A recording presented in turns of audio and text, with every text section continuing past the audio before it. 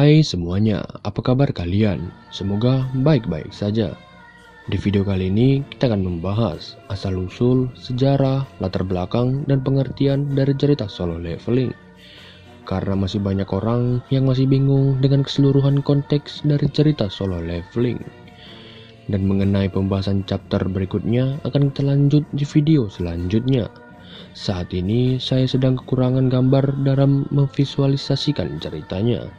Jujur saja, saat saya mengerjakan pembahasan solo leveling, saya benar-benar ingin memasukkan gambar yang tepat dalam memvisualisasikan pembahasannya. Itu semua demi kepuasan kalian. Karena saat kalian puas, saya juga sedikit merasa bangga. Jadi, maafkan saya jika saya mengupload video sedikit lama. Baiklah, tanpa banyak basi-basi lagi, langsung saja check this out.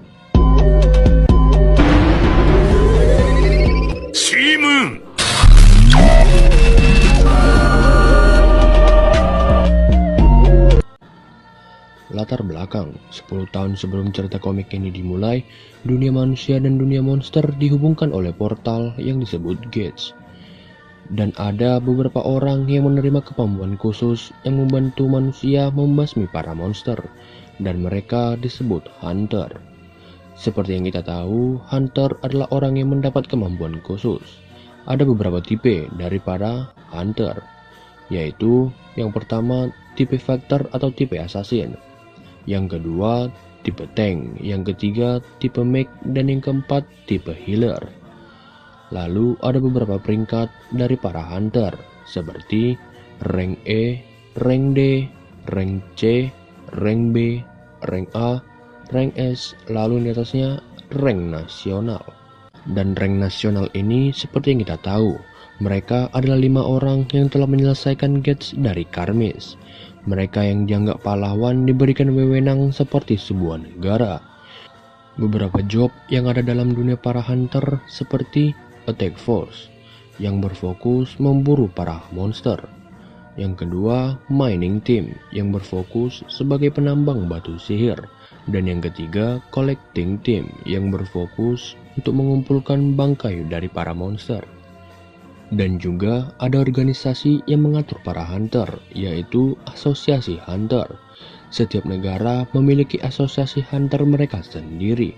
Di Korea Selatan sendiri, Asosiasi Hunter dipimpin oleh Go Gun-hye dan digantikan menjadi Woo Jin-cheol setelah kematiannya. Dan Asosiasi Hunter menaungi seluruh guild di negaranya. Lalu di posisi kedua ada Guild.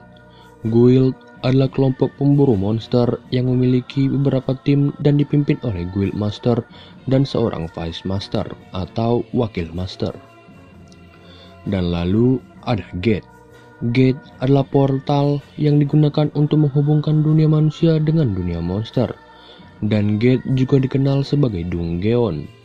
Sama seperti Hunter, Gate juga memiliki peringkat, mulai dari E sampai ke S. Lalu monster.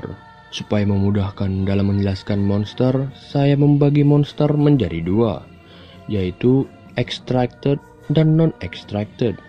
Extracted adalah monster yang terkadang memiliki akal dan ada yang tidak.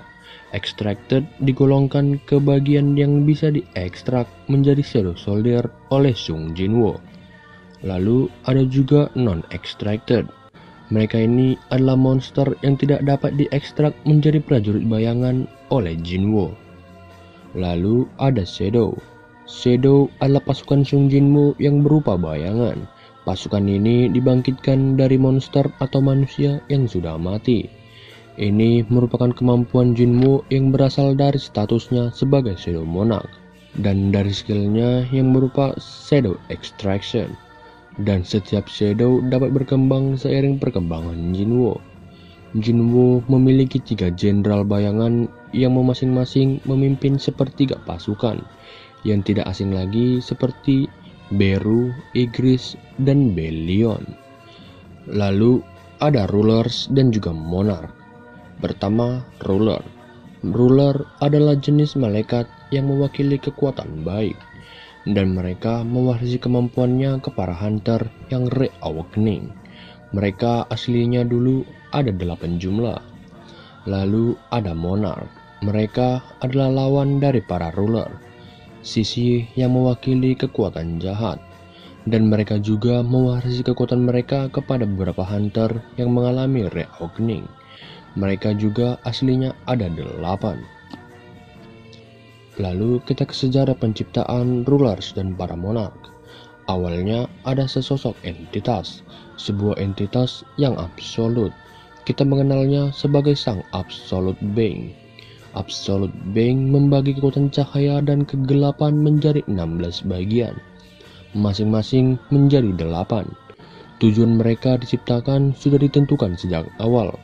Monarch bertujuan untuk menghancurkan semesta, sedangkan rulers mempertahankannya.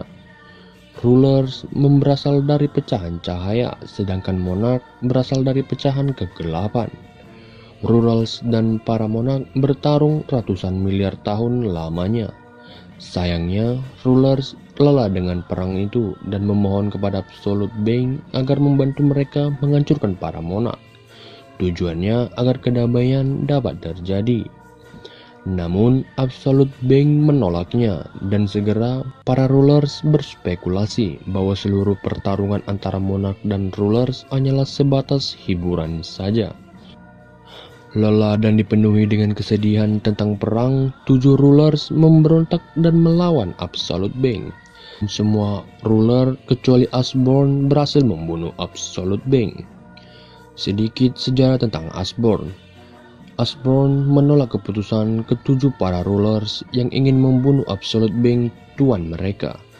Asborn yang menentang mereka berakhir berperang melawan ketujuh ruler. Namun, Asborn kalah di sana dan terbunuh. Di saat-saat akhir, Absolute Being membangkitkan kembali Asborn dan dengan kekuatan yang baru, Asborn menjadi monarch Shadow dan memerangi para ruler. Karena terlalu besarnya kekuatan Asborn, para monarch lain takut dan berujung mengkhianatinya. Dan saat perang sekutu itu usai dan Asborn sedang dalam keadaan lemahnya, ruler datang dengan pasukan mereka. Namun, bukannya untuk membunuh Asborn, para ruler memohon kepadanya sang fragmen terbesar dari cahaya cemerlang agar dimaafkan. Dan karena Asborn telah membunuh Baran, Monarch of the White Flames, keseimbangan telah hancur, dan skala pertempuran mulai mengarah ke para ruler. Dan 6 sisa monarch lainnya bersembunyi di celah dimensi menunggu waktu yang tepat.